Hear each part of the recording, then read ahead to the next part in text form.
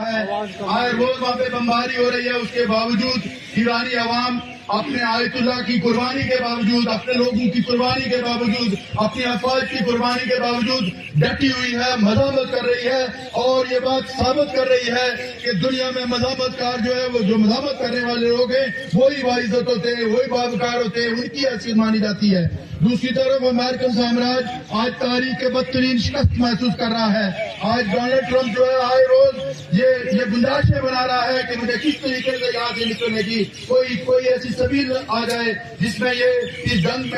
میں کسی حد تک یہ ثابت کر سکوں کہ میں نے اپنے کامیابی لے لی ہے۔ لیکن میں یہ سمجھتا ہوں اس سے یہ ثابت ہوا ہے، جو آج ایران کے اندر جس طرح سے مزاحمت آئی ہے، اس سے یہ بات ثابت ہوئی ہے، کیونکہ اب جب ہم ایرانی عوام کو دیکھتے ہیں اور اس کے بعد اپنے اوپر جو دو غاصب اور قابض ملک ہیں ان کے حکمرانوں کو دیکھتے ہیں تو ہمیں ویسے تو غلامی از خود بہت شرمناک ہوتی ہے، لیکن غلاموں کی غلامی اس سے بھی زیادہ شرمناک ہوتی ہے کہ آج یہ پوزیشن ہے کہ جنگ وہاں پہ لگتی ہے۔ IMF ان کو یہ بات کہتا ہے کہ آپ اس وقت جو ہے وہ پیٹرول کی قیمتیں بڑھائیں، اور اس وقت ہر روز تقریباً 80 ارب روپے کا ڈاکہ ڈالا جاتا ہے جو ان کے پاس اسٹاک پہلے سے موجود تھا مہنگائی کی شکل میں۔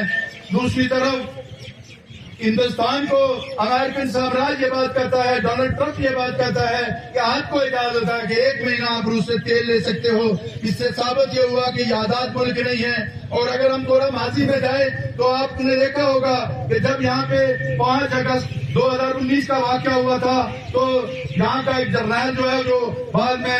آج جو جس قسم کرسی کی حالت میں ہے، جو اس کے ساتھ عبرتناک صورتحال ہو رہی ہے، جنرل باجوہ نے کہا تھا کہ آپ کیا چاہتے ہو، ہم جنگ کریں، ہم کیسے جنگ کر سکتے ہیں، ہمارے تو ٹینکوں میں تیل ہی نہیں ہے۔ بلکہ اس سے تھوڑا پیچھے چلا جائے تو یہاں پہ ایک جنرل مشرف ہوتے تھے جس کو امریکن نے جب یہ فون کر کے بل کلنٹن نے کہا تھا کہ یہ بتاؤ کہ کس کے ساتھ کھڑے ہو، ہمارے ساتھ کھڑے ہو یا اس طرف کھڑے ہو، تو انہوں نے آدھے گھنٹے کے بعد کہا تھا کہ نہیں، ہم آپ کے ساتھ کھڑے نہیں ہیں بلکہ آپ کے سامنے لیٹ گئے ہیں۔ اور جب پوچھا گیا تھا کہ ایسا کیوں ہوا تو انہوں نے کہا تھا کہ کیا سمجھتے ہو، ہمیں تورا بورا بننے سے ہم تورا بورا بن جائیں گے، امریکن ہمیں جو ہے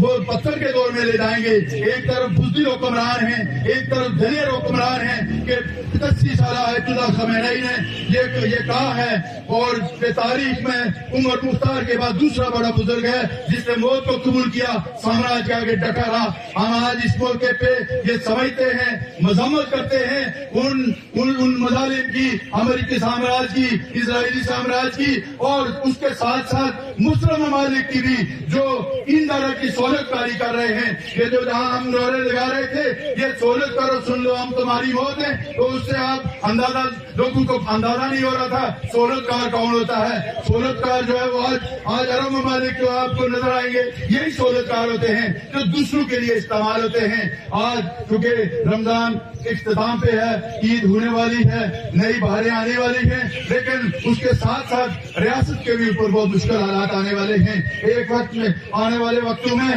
بہت ساری چیزیں تبدیل ہوں گی، بہت سارے حالات تبدیل ہوں گے۔ اس شعر کے ساتھ میں بات کو اپنی اختتام کی طرف لے جاؤں گا کہ ایک اور محفل میں بھی ان کو ہم نے دیکھا ہے، یہ جو تیرے ساتھ ہیں یہ سارے تیرے نہیں ہیں۔ ایسا نہ ہو یہ چونکہ آنے والے وقتوں میں دیکھا جائے گا کہ 3 طرح کے لوگ ہوں گے، ایک مزاحمت کار ہوں گے،